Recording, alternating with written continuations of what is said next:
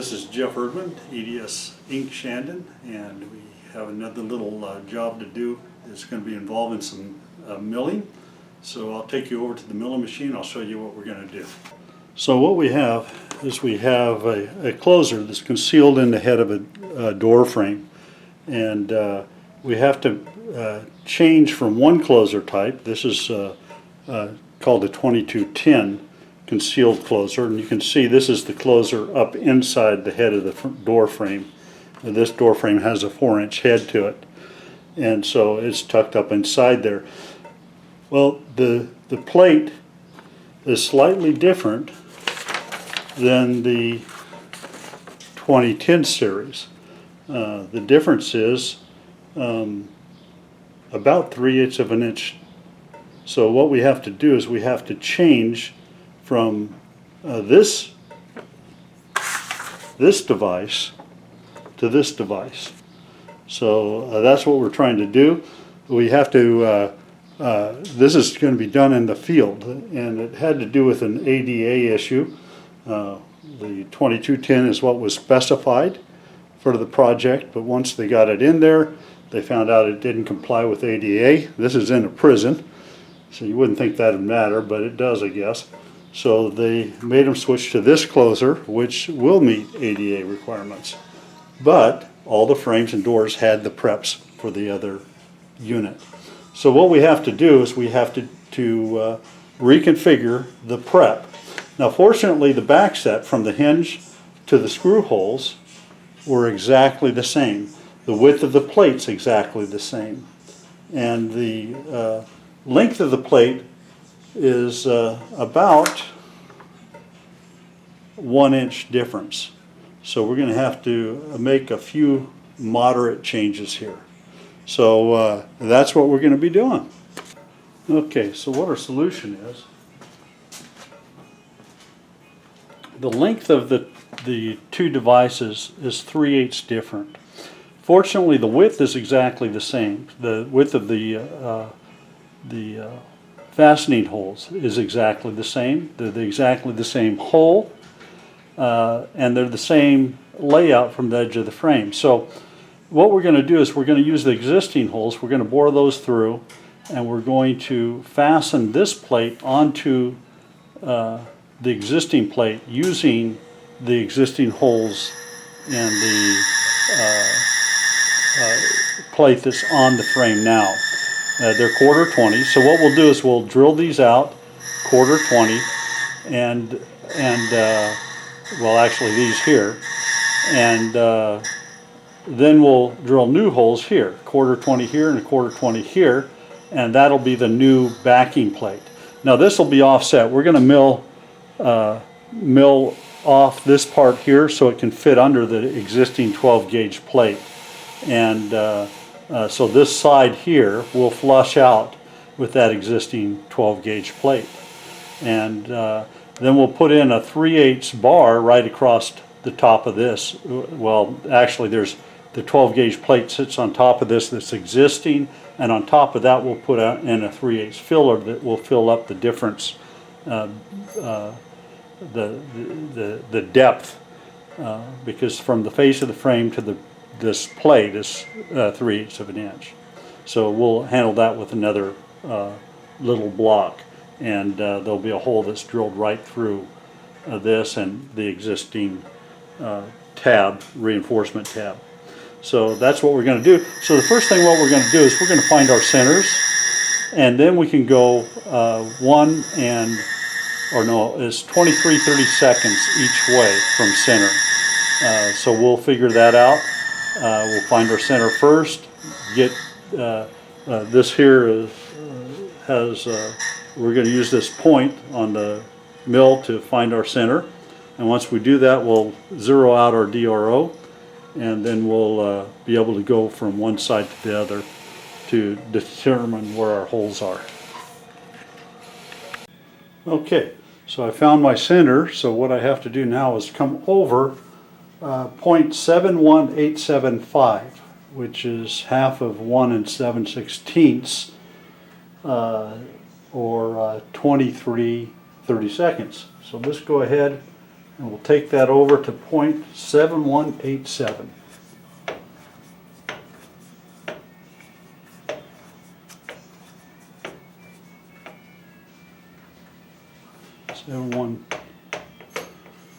Oops, a little bit far there.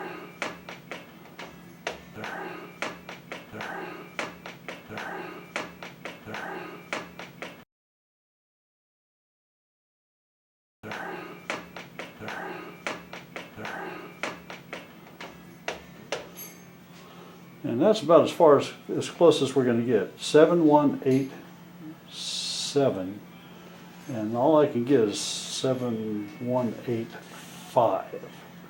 So that'll have to do. That'll be close enough to our first cut. So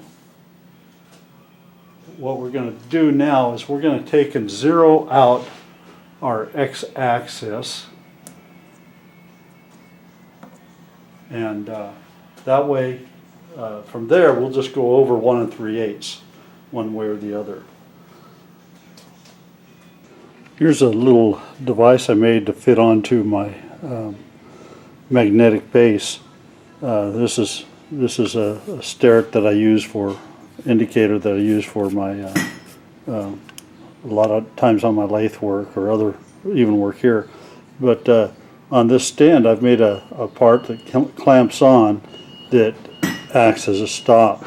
So that way I can pull this part, put in an identical part, and it'll stop to it. This is fully adjustable. I've got a screw here that I can loosen and extend this rod or retract it. These two screws loosen it so that I can raise or lower it on the shaft here. And so that's kind of a universal stop that I've made that attaches to my base. And I also have my sterret on here, so I can use when I'm not using this, I just slide this all the way to the top, lock it in there, and then I've got this base for my sterret as well. It kind of works double purpose. It works real nice. So far I haven't needed both at the same time, and I've got other dial indicators I can use anyway. So this kind of gives you two looks at what we're doing. This is the dotted line represents the existing plate that's in the frame. This upper line is the face of the frame. That block there, that's the 3/8 by 3/8 block that's going to be serving as a filler. So what's going to happen is our part, which is this lower part here, is going to be tapped. There's going to be a screw hole through here. That'll be the existing 1/4-20, and that upper plate that's existing in the frame will be drilled out to 1/4 inch, and then they'll put and it'll be countersunk so that a 1/4 inch flathead screw can fasten into this bottom plate and hold it in place. Then our new holes over here will receive the new the shorter closer. So that's what we're going to be doing. We're shrinking this in length by 3/8 of an inch is what we're doing. Fortunately, the width of the hole preps, these here, are identical on both closers, so that's not an issue. The only issue is the length, so we have to shorten it, the current hole by 3/8 of an inch. So that's how we're going to achieve it. And we're ready to start our first drill.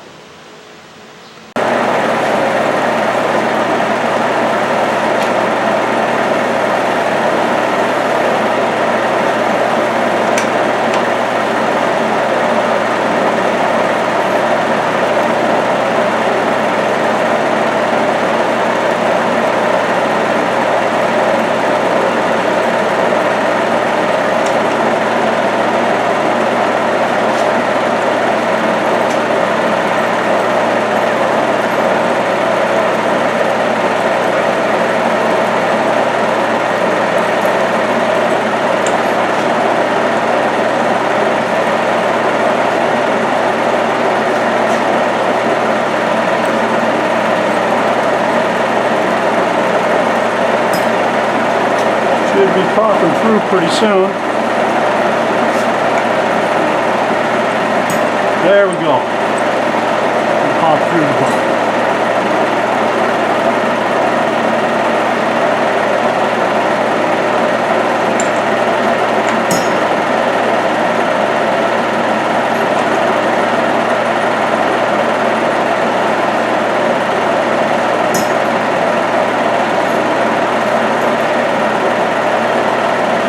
Been a lot easier on the Bridgeport, but I don't have the Bridgeport set up yet, so we just have to do it with this old mill.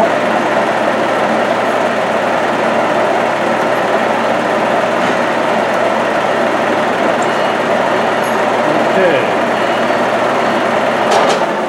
The first hole is done. Now what we have to do is move from here to this position, which is an inch and 7/16 away, so that's going to be 1.4375. So we'll take this up to our DRO.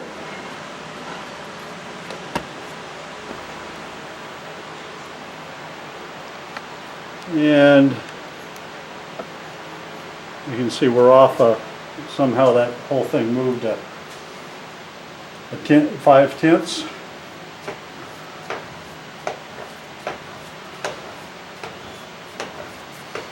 1.4375.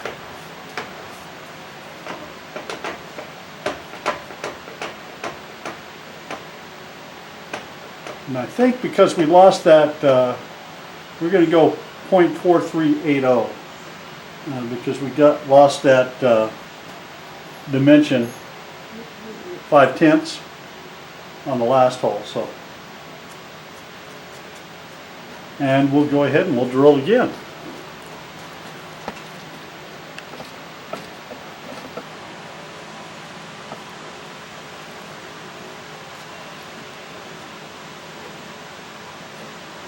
And you might have noticed that I didn't start the hole. I'm just being easy as I bring her down. This is not rocket science here. This isn't a machine part. This is a construction part. So if I'm off, you know, by 1,000ths, 2,000ths, 3,000ths, 4,000ths, 5,000ths, it's not going to kill me. They'll still get the part in. But we want to be as close as possible, so we've made this arrangement here. Okay, let me make sure the oil's up.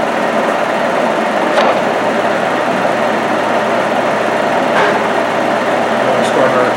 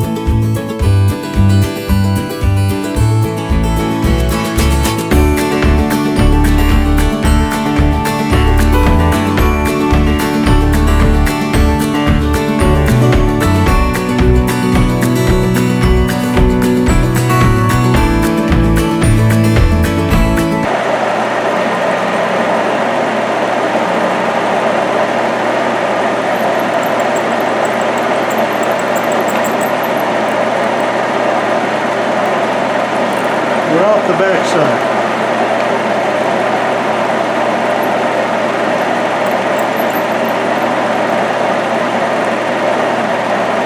what we're going to do now is we've got 5 more of these to do,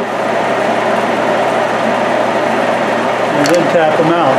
So anyway, I'll bring you back as we start to tap them. Okay, now we're going to tap these, and we're going to do it with our Ryobi cordless drill. I've got the chuck set so that it'll stop before I bust the tap.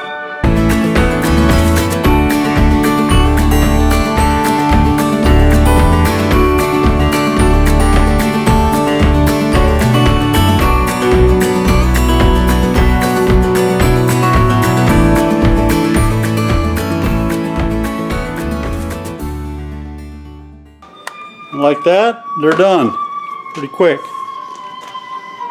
I have one more to go. I've already tapped the other ones, so I thought I'd get a little bit of video of tapping these. Okay, so I've got the parts back into the vise on the mill, and we've touched off. I've backed the bit back off the part, and I brought the table up 0.1085, which is the thickness of 12 gauge material, 12 gauge galvanized material.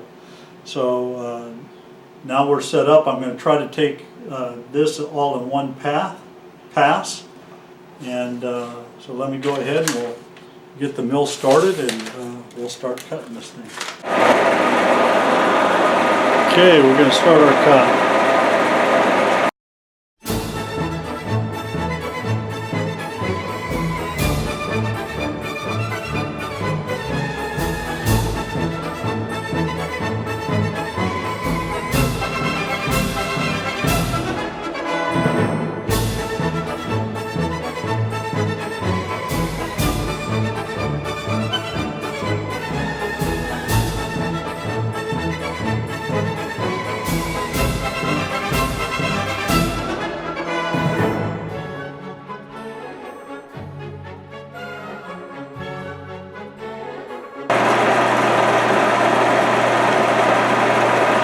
That's just about exactly what I wanted to see. So we have 2 more parts to put in there and build them, and we're done with this part.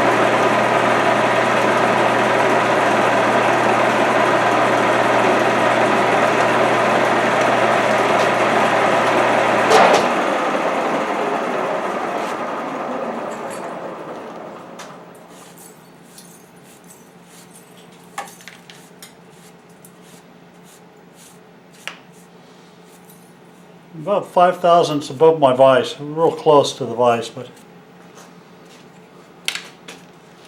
didn't tag it at all.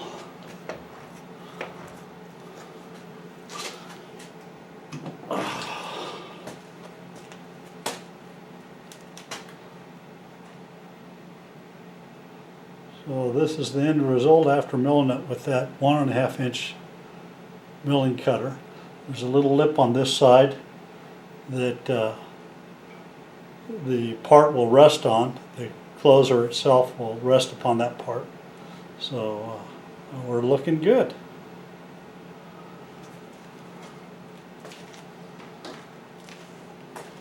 So this is the completed part. This is the cross section of it, and this is set back 12 gauge, 0.1085 I think it was, and drilled, tapped. So this will slide under the existing reinforcement, and the reinforcement screws will come down into this, and then the closer will mount on top of this little ridge here, and screw down into these holes here. So that's what we have built up to solve a little problem of a closer bracket that's 3/8 smaller than the previous one installed. Okay, I've touched off, and I brought it up 20 thousandths. And we're going to make a pass across the top. I have to bring this down to 2 1/16 and 20 thousandths off. So we're going to go ahead and make a pass on it. We're going to go ahead and lock down the table.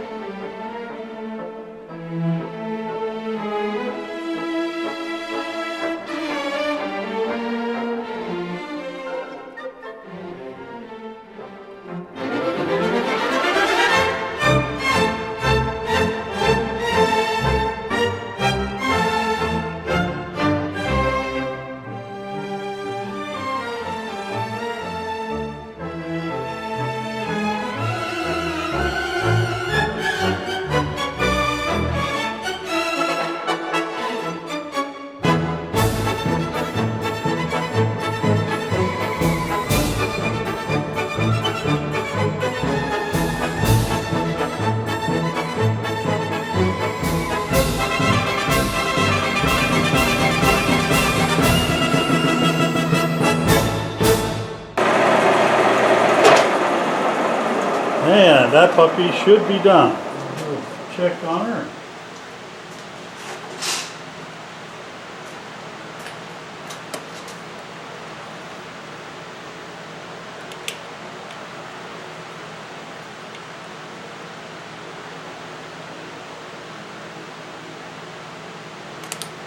It would be helpful if I turned on my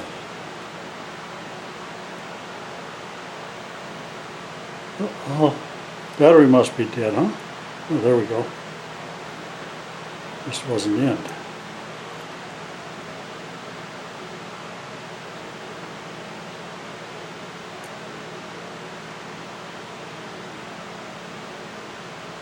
Well, caliper's dead.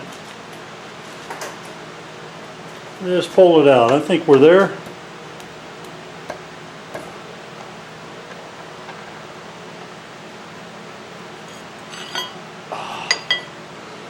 A nice clean cut on her.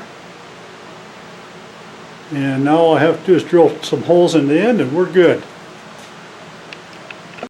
Well, we've finished up for the most part. I got a couple of parts to make yet. Basically, when this gets installed, there's a little 3/8 block that comes down on top of this and finishes that out to make up for the 3/8 smaller closer that we're putting in the frame. But these are the pieces, 5 of the notched out pieces. This is one blank plate here for the closer because the closer will not be used at all. They're going to put a surface closer on it. So that's a filler plate for what was up there before. So we're going to be using all these types of screws. They're all, oops, got to get it in the camera. Hopefully you can see that. They're Torx type with a pin in the center of it for the prison security. That's for so the inmates don't pull things off and make shivs out of them. Shiv is like a knife. They like to stab each other, you know, when they get ticked off at each other. So, or some of the gangs like to stab other members of other gangs. So anyway, so we have to keep it secure, and so that's it. I'll show you up a close shot of it. So here's the 5 parts that we made in the cover plate, and this is the plans that we used to put that together. And we got it all done tonight. It's it's getting to be maybe has to be about 9 o'clock now at night, and I'm tired. I want to go home, so get some dinner. So I'm going to call it quits tonight, and then the little 3/8 filler pieces that they're going to go right over the tops of these here. I'll cut those tomorrow morning, prime them, and have them wrapped up, and we'll deliver them out there tomorrow. Get this out of our hair.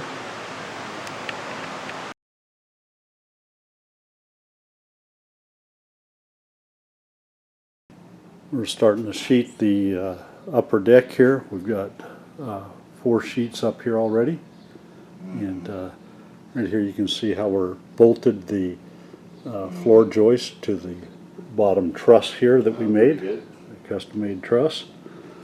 That plywood is all 1 1/8 inch thick, and it's being held down.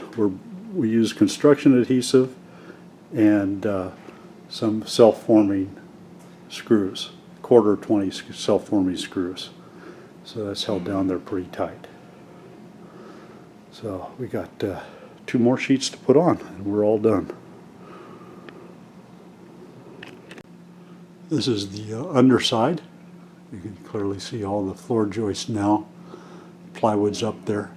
We're going to have to get lighting in here because it's really dark now that I don't have those LEDs down here in this area. So we're going to put bought a bunch of fluorescent lights at auction, and we'll convert those over to LEDs, and we'll hang those in here, and I'll have plenty of light down in here. We'll probably put 4 of them, 2 on each side of each truss, maybe a foot or 2 out from each truss, running all the way across. So that's 16 feet the full run. So we're going to have some real good light in here to work with when we get our old Monarch running. So we've made a mess in here. Everything's just very untidy, but we'll get it all cleaned up once I get this loft built, and then we'll still have to put the stairwell in. That'll come down from here, down along that wall right to there. This Hindi lathe is going to be moved. So anyway, that's what we got going.